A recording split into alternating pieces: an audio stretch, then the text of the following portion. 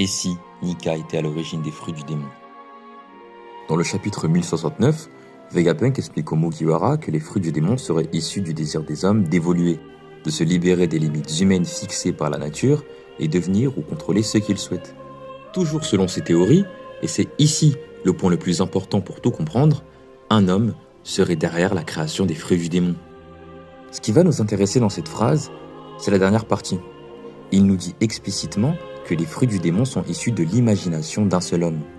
Et le fait qu'il révèle cette information majeure à un équipage qu'il vient tout juste de rencontrer peut sembler au premier abord absurde. Mais ça, c'est seulement si on oublie qu'il leur dévoile ce secret après qu'il ait découvert lors du combat qui opposait Luffy à l'outil que leur capitaine était en réalité le dieu soleil.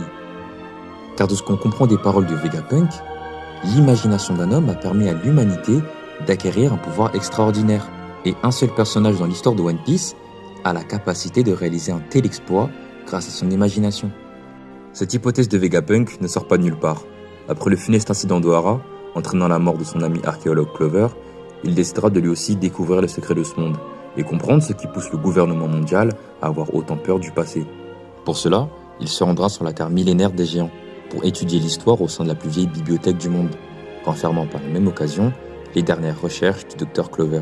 Et c'est durant ses recherches sur Elbaf qu'il découvrira la clé pour comprendre la vérité, le texte des Alei, poème millénaire composé de 3 livres, chacun racontant l'histoire d'un monde.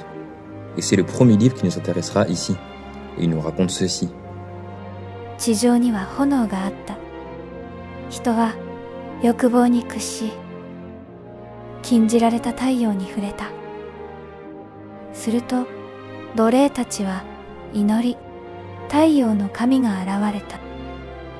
Les hommes poussés par leurs désirs et leur volonté auraient donc été aidés par le dieu soleil pour acquérir un pouvoir nouveau, probablement symbolisé ici par le soleil défendu.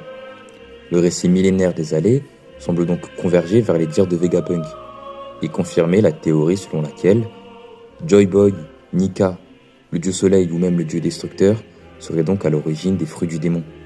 Le seul trou dans cette histoire reste à savoir comment Nika a lui-même acquéri un tel pouvoir.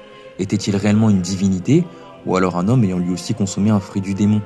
Mais ce qu'on comprend cependant à travers les différents textes, c'est que tant que les hommes continueront d'avoir des désirs et de rêver, le dieu soleil, lui, ne disparaîtra jamais.